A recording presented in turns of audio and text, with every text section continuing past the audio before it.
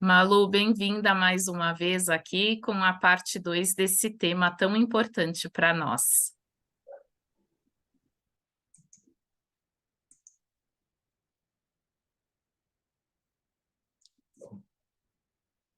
Olá a todos, boa noite.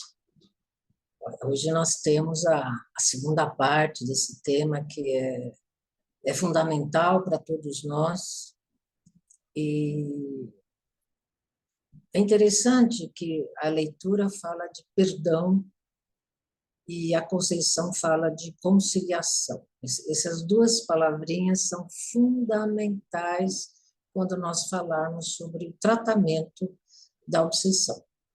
Então, a primeira, hoje nós vamos tratar, né, o processo, o tratamento e o papel da família.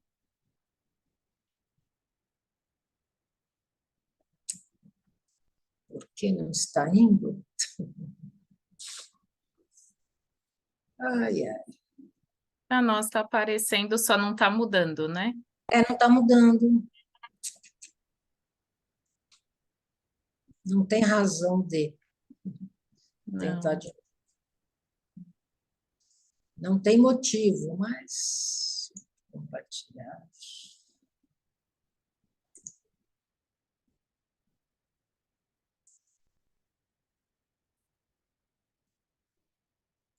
Ótimo.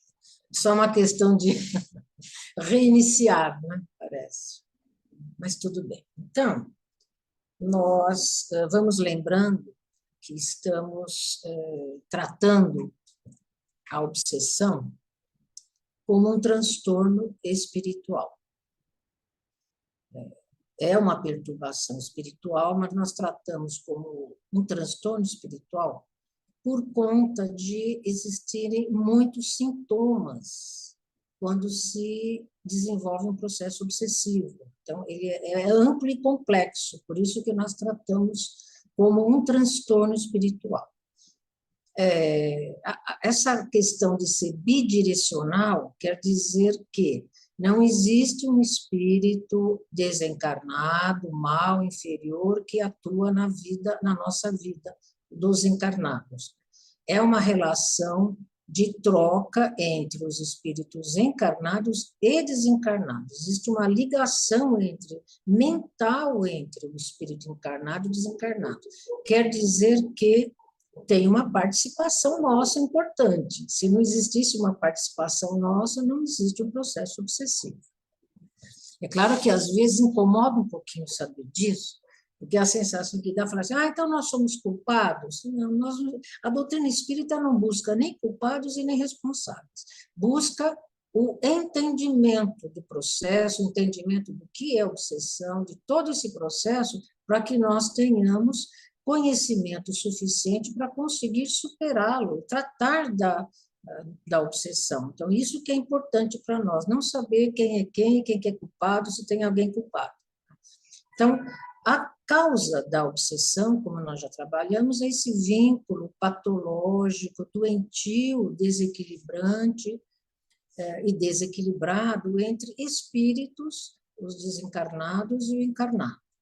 É claro que tudo isso é só um pequeno lembretezinho para refrescar a memória, pequeno lembrete de que para que esse mecanismo aconteça, é importante que nós estejamos com um padrão vibratório afinizado com o espírito desencarnado, e quando nós estamos afinizados, nós fazemos uma sintonia. É a sintonia que é responsável por essa ligação mental entre nós encarnados e os desencarnados. É claro que nós poderíamos dizer a causa básica, né, implícita da obsessão é a imperfeição do espírito, mas a imperfeição do espírito, né, é muito ampla, então nós estamos fatiando um pouquinho essa imperfeição para poder entender esse processo obsessivo. Então, por que nós não falamos obsessão? Nós costumamos falar processo obsessivo. Por quê? Em primeiro lugar, gente, nós não acordamos obsediados. Ninguém fica obsediado, né, da noite para o dia. A obsessão ela não acontece da noite para o dia. Por isso que nós chamamos que é um processo. Ela tem um início e pode ir, né, pode iniciar de uma forma simples, pode até começar com uma influenciação negativa e pode ir, né, se tornando do simples, né, até um processo mais complexo, onde pode existir um comprometimento muito maior. Por isso que ele é um processo, um conjunto de fatores que estão, e conjunto de sintomas que estão envolvidos num processo obsessivo. É claro, gente, que não é gradual, né? O processo obsessivo ele é gradual. E por isso que é importante quando se fala, olha, preste atenção no seu pensamento. Por isso que orar e vigiar é tão importante. Preste atenção em si mesmo, preste atenção nos seus pensamentos, porque muitas vezes, os nossos tipos de pensamento, de valores e de sentimentos, nós acabamos criando condições facilitadoras para um processo obsessivo sem perceber.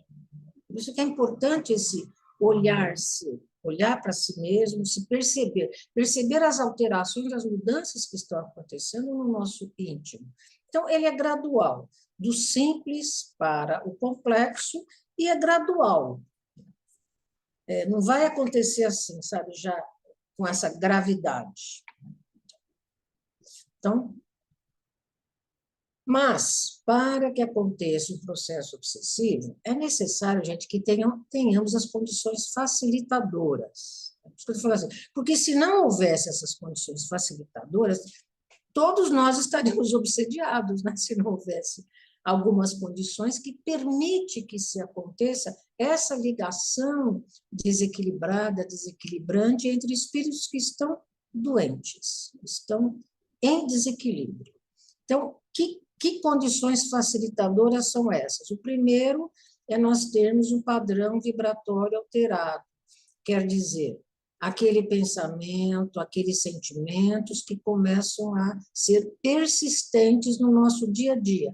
Mas pensamentos, sentimentos negativos, desequilibrados, tristeza, uma crítica exacerbada, um mau humor exacerbado, aquela questão de olhar tudo no seu aspecto mais negativo, aquela questão de criticar tudo e qualquer coisa, não conseguir observar nada de bom, nada de belo, não conseguir ter o sentimento de gratidão, não conseguir agradecer o outro pelo que o outro faça. Então, quando esse tipo de sentimentos vão tomando conta do nosso dia a dia, nós teremos um padrão vibratório alterado.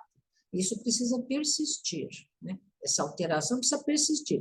Então, sabe, aquela tristeza que não nos deixa, né? O que fica aquele alto e baixo. Até ontem eu estava conversando com uma colega, ela falou assim, nossa, eu tenho uma tristeza, tem altos e baixos, às vezes acorda alegre, às vezes acorda triste, mas precisa prestar atenção, porque essa oscilação, se começa a persistir, nós temos um padrão vibratório alterado, quer dizer, pensamento, sentimento alterado.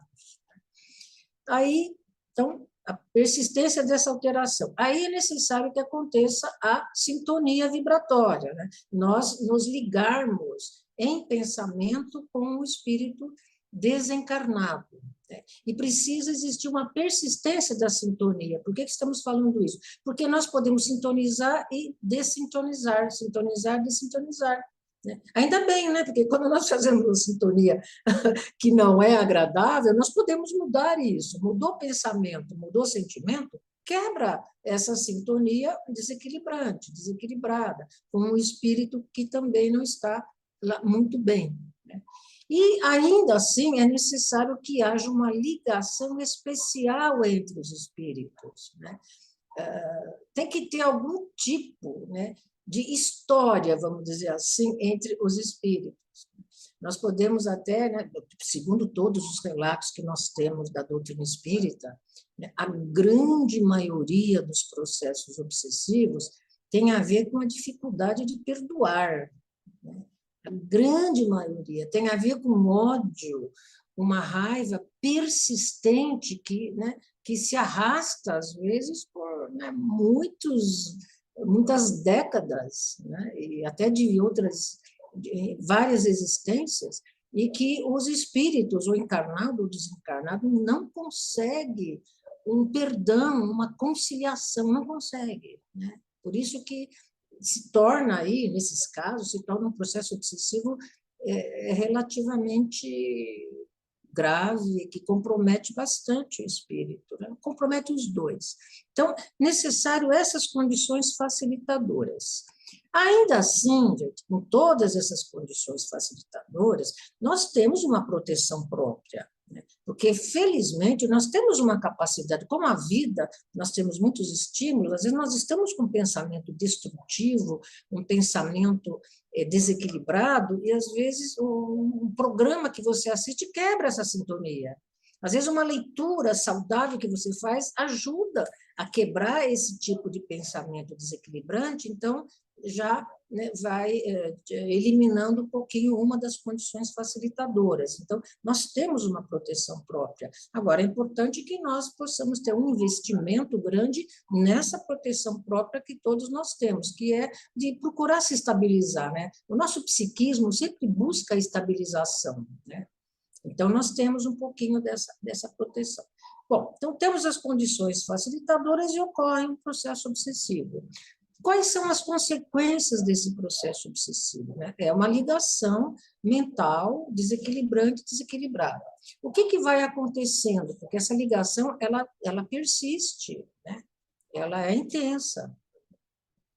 Vai acontecendo um estreitamento do vínculo entre os dois espíritos, do desencarnado e encarnado. É interessante, é como se eles fossem se acostumando mentalmente um com o outro, mesmo que seja as sensações, as consequências sejam ruins, né? Vai havendo uma acomodação desses pensamentos, vai se estreitando esse vínculo mental, né? Pode acontecer um aprisionamento entre os espíritos, o encarnado e o desencarnado, que nós chamamos de uma adaptação. Então, às vezes, nós nos adaptamos à dor, adaptamos a dor, não, mas não é para se adaptar à dor, nós temos que cuidar da dor, tratar a dor, mas às vezes é interessante que às vezes nós nos acomodamos em situações que não são favoráveis, né? E isso acontece no processo obsessivo. E o que isso vai provocando na vida dos envolvidos no processo obsessivo? Alterações na vida, né? Alterações que podem ser profissionais, emocionais, na convivência, na relação com o mundo, muitas alterações. E o outro aspecto que é muito comum nós observarmos é o desgaste. Existe um desgaste, é como se o encarnado ficasse esvaziado de fluidos, de energia, fica enfraquecido, né? Então, é um desgaste de energia, de fluidos, né? Um desgaste emocional e um desgaste espiritual também. Então, é um processo, ele é amplo, sabe? Então, precisa perceber bem todo esse processo, todas as consequências desse processo obsessivo.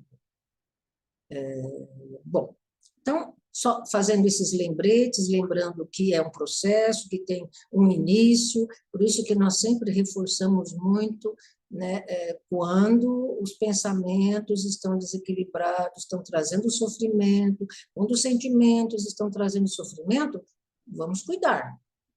Vamos prestar atenção, vamos procurar ajuda, vamos quebrar essas sintonias, porque aí é um fator vulnerável para todos nós para permitir um processo obsessivo. Bom, instalado todo esse processo, nós vamos passar para o tratamento. Sempre uma boa notícia. Obsessão, processo obsessivo, tem tratamento, tem cura, né? Só não tem imunidade. É importante sabermos, porque não é porque uma pessoa passou por um processo obsessivo que ela fica imune, né? Não fica imune, não.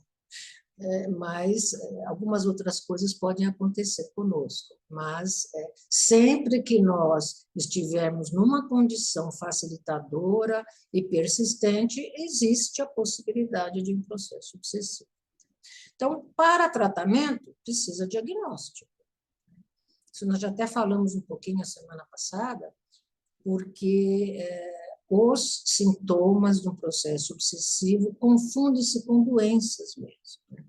Então, até por falta do conhecimento espiritual, existem muitos casos que são mal diagnosticados, né? Houve uma pesquisa há muito tempo atrás que existem muitos psiquiatras que fazem pesquisas em relação às doenças psiquiátricas, emocionais, que têm uma base no processo obsessivo. E o Dr. Bezerra de Menezes tem uma obra importante chamada Loucura sob um Novo Prisma, onde ele trata dos processos obsessivos que muitos diagnosticam como loucura ou como doença psiquiátrica. E o Hermílio Miranda tem uma outra obra-prima chamada Condomínio Espiritual, onde ele trata de uma maneira completa dos processos obsessivos, da obsessão. São duas obras que vale a pena ler, vale a pena quem tem interesse de ter um conhecimento mais amplo sobre os processos obsessivos.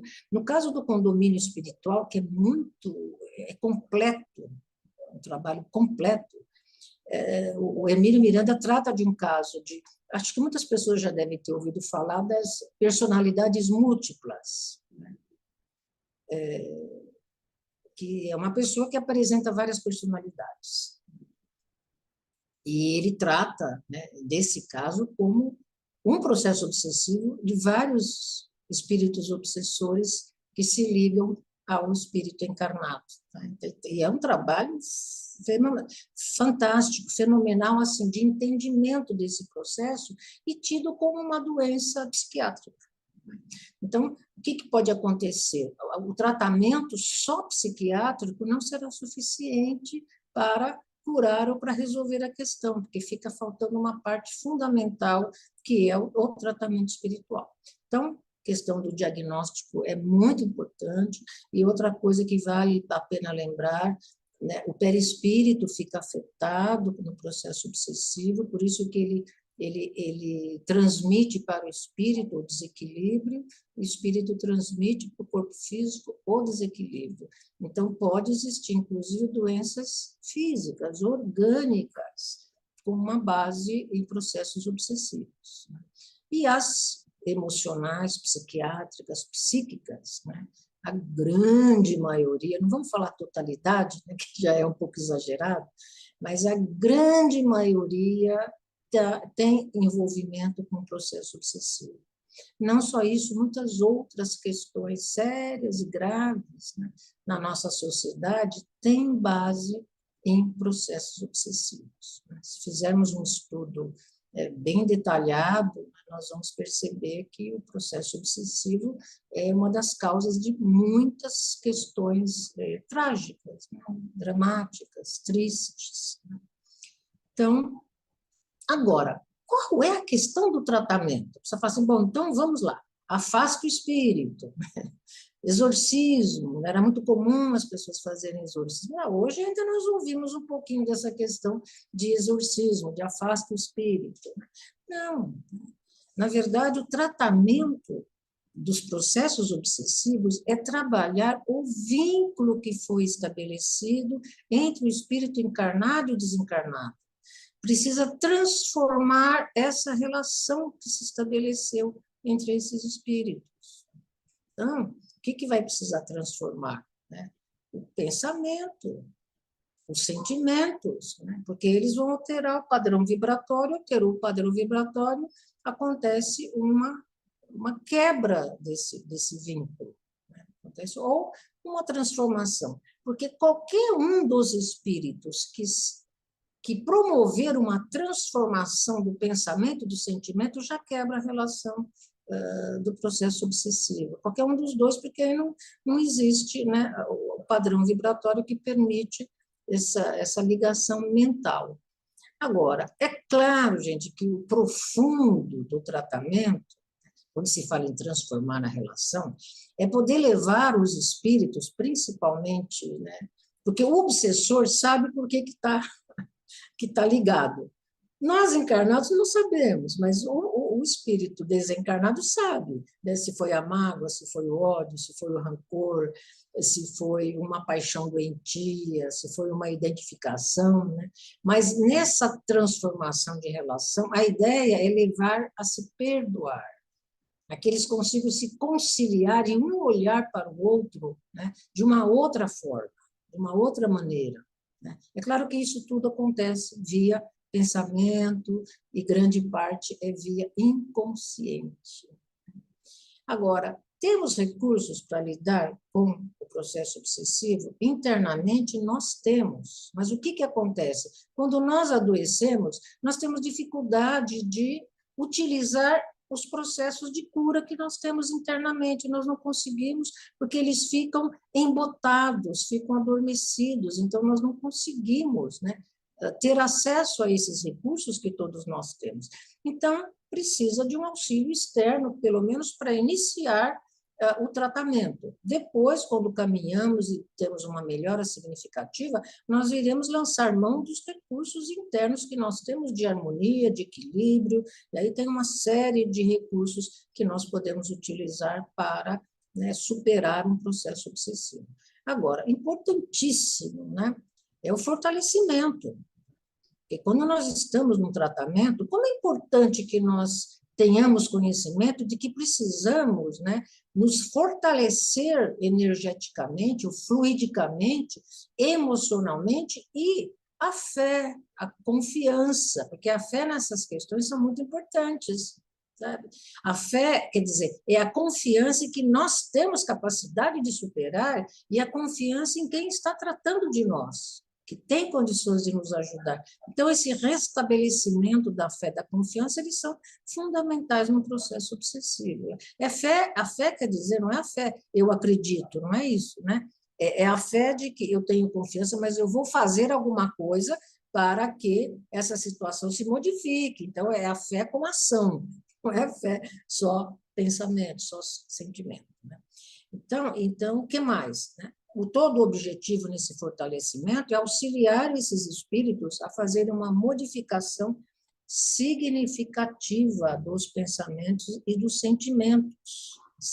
Precisa, é fundamental essa modificação. Ela é a base, né, para que o resultado seja a cura. O que o Centro Espírita pode nos oferecer nessa questão do tratamento espiritual? Então, lembramos que o conhecimento é fundamental. Então, além do diagnóstico, nós precisamos saber bonitinho todo esse processo, como que ele se inicia, como é que vai acontecendo os agravamentos e as implicações de tudo isso. Então, é fundamental que nós tenhamos esse conhecimento. Agora, além, claro, que fundamental, a grande maioria dos processos obsessivos, eles precisam de um tratamento medicamentoso e psicoterápico, porque afetou o psiquismo e o emocional.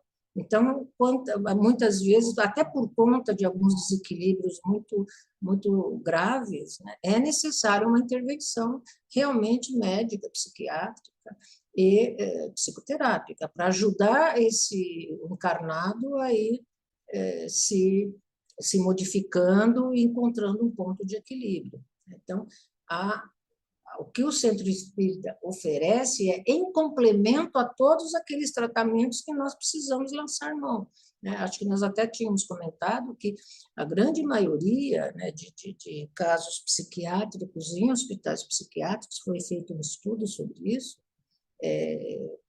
80%, 90% são processos obsessivos. Tem envolvimento de processos obsessivos, né? Então, quando existe a complementaridade de um tratamento espiritual, né, as recuperações são significativas, significativas. Então, nós começamos com a fluidoterapia. Onde que a fluidoterapia atua?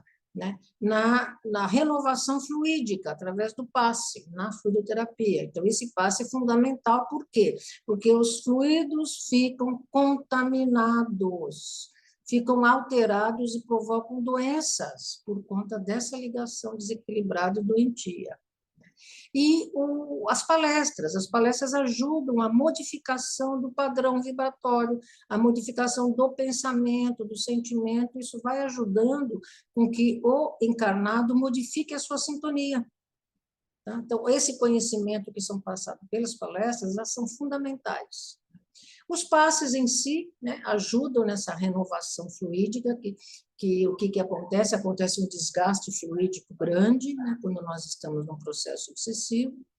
Existe o tratamento de desobsessão, né, que geralmente, cada casa tem uma forma de fazer o trabalho de desobsessão, mas o que é importante na desobsessão? O espírito desencarnado está sendo tratado também. E é claro que todo objetivo do tratamento com o espírito desencarnado é ele tomar consciência do que está acontecendo para ajudá-lo a desfazer esse vínculo, ou pelo menos modificar esse vínculo, porque é possível, né, de uma relação obsessiva ser transformada numa relação de amizade. Quando, você sabe que muitos espíritos obsessores, depois, com o tempo, eles vão observando melhor aquele encarnado, que geralmente tem uma ligação anterior com ele acaba desenvolvendo um afeto, um amor pelo espírito desencarnado, e isso por si só já transforma a relação, né? É o poder, né, do sentimento, o poder do perdão, o poder do amor, eles são transformadores de qualquer processo obsessivo. Por isso que se diz que Jesus tinha um poder imenso, né, em relação aos espíritos obsessores, por conta da amplitude, da bondade e do amor de Jesus. Ele conseguia atingir os espíritos obsessores que ficavam sensibilizados, né? Então ele conseguia atingi-los. O Evangelho no Lar, algumas pessoas falam assim, Evangelho no Lar, faço a leitura. Gente, a possibilidade que o Evangelho no Lar tem de fazer a transformação fluídica da nossa casa é imensa, né? E se o espírito obsessor está lá em casa, geralmente está, ele vai sendo tratado quando nós fazemos o Evangelho no Lar. Então, o Evangelho no Lar é um grande modificador fluídico, né? E também dos nossos pensamentos, dos nossos sentimentos. Nós vamos nos conscientizando, né, de todo esse processo. Isso é um grande aliado, né, no tratamento para a desobsessão, grande aliado. Todas as leituras, né, que nos auxiliam, principalmente as leituras para nos fazer entender o que é o processo obsessivo, a vida imortal, e todo esse conhecimento dos princípios básicos da doutrina espírita, auxiliam, porque eles vão modificar os nossos pensamentos, os nossos valores, os nossos sentimentos, que são a base, né, do facilitador para o processo obsessivo. E as preces, né? Engraçado, algumas pessoas têm dúvidas em relação à prece, mas nós não imaginamos o poder que a prece tem na transformação do ambiente fluídico. Nós não temos ideia. E o poder que a prece tem para transformar o nosso padrão vibratório, mas é alguma coisa assim que é só se nós tivermos a capacidade de vidência, para nós observarmos toda a irradiação que vai acontecendo quando nós estamos em prece, né? Então, é o outro grande aliado nos tratamentos para a obsessão. Agora, todos esses tratamentos que estão, né, que são oferecidos pelo Centro Espírita, é necessário que nós tenhamos o quê? Envolvimento com esse tratamento, envolvimento mesmo, envolvimento emocional, psíquico mesmo, não é de corpo presente, é de alma presente, né? Corpo presente, alma presente.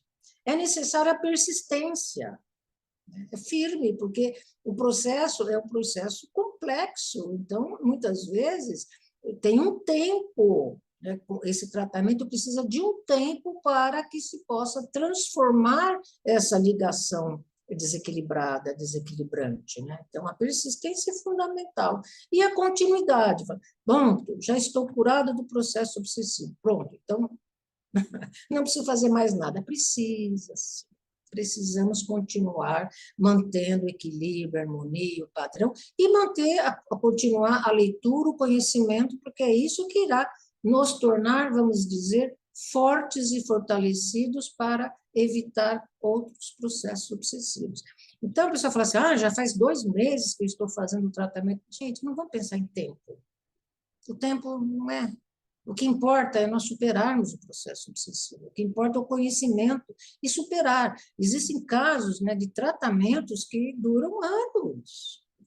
Então, não é essa a questão. Tem casos que têm uma resposta rápida, mas não quer dizer, gente, que depende da gravidade, né? Tem casos que são muito antigos, muito crônicos, né? Que aí exigem um tratamento prolongado. Então, nós não precisamos nos preocupar com o tempo do tratamento.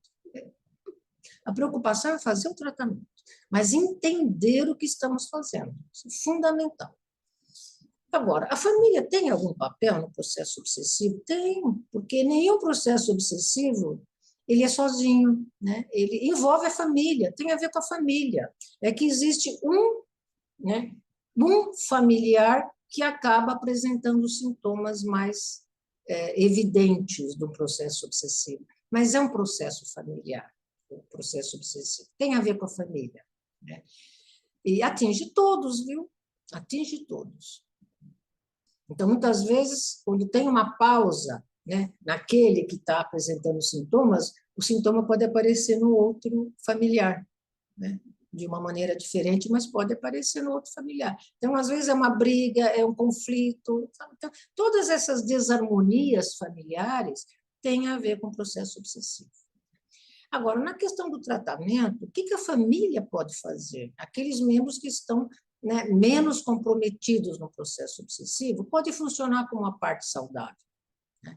Porque é comum que a pessoa que está vivenciando o processo obsessivo, é comum quando é um caso mais crônico, mais grave, de não ter crítica, de ficar com a crítica comprometida e não consegue buscar ajuda porque acha que não precisa de ajuda, né? Não percebe que está doente, não percebe. Então, a família dá início ao tratamento, pode dar início ao tratamento, isso já faz uma modificação fluídica significativa que vai chegar até aquele que não consegue ir fazer o tratamento, aquele que está apresentando os sintomas. Quantas vezes na orientação fraterna, né, vai um familiar buscar ajuda para alguém que está lá em casa no processo obsessivo. Então, você fala assim, essa pessoa, ele não é mais a mesma pessoa. Não é? Não, ele não é assim, ele ficou diferente, ele tem um comportamento diferente, né? Não é a mesma pessoa. E aí a família começa o tratamento espiritual e, olha, os resultados são bons, viu? Muito bons, que é bom saber disso, né? E até, às vezes, conseguir chegar mesmo nessa pessoa que é o mais vulnerável, o mais sensível, chegar aí e fazer o tratamento por si mesmo. Então, olha quantas coisas importantes. Aí uma pergunta, mas e se tem crenças diferentes na família? Olha, da família que iniciar o processo de tratamento vai auxiliar todos na casa, independente da crença, porque o mecanismo do processo obsessivo é igual em todos os casos, independente se a pessoa é espírita, é budista, é evangélico, é católico, é ateu, né? O processo é o mesmo. E o tratamento, né, é o tratamento de mudar a sintonia, mudar os pensamentos e os sentimentos que se faz em qualquer crença religiosa. É que a doutrina espírita tem um conhecimento profundo e amplo sobre todos esses processos que realmente têm assim, resultados significativos mesmo. Então, que pena, né? O tempo já passou, ia contar um caso, mas eu não vou contar porque eu acho que não vai dar mesmo, mas só como para nós entendermos. Pode contar, conta sim. Dá sim. Já tá no horário aí. Seguinte, existe no livro E a Vida Continua, um caso, né, clássico de obsessão, de um processo obsessivo, e nós podemos ver ali com clareza como é que se inicia o processo, como é que ele vai se ampliando, Do simples, ele vai se tornando mais complexo, vai se agravando, vão se apresentando problemas psiquiátricos, e vai se agravando, e aí vai tendo todo o processo de tratamento, todo o processo envolvido na obsessão. Mas é um caso interessantíssimo, vale a pena quem já leu e a vida continua. Eu não sei se no filme eles trataram dessa questão, mas o livro é bem interessante. Eu vou contar bem rapidinho, sim.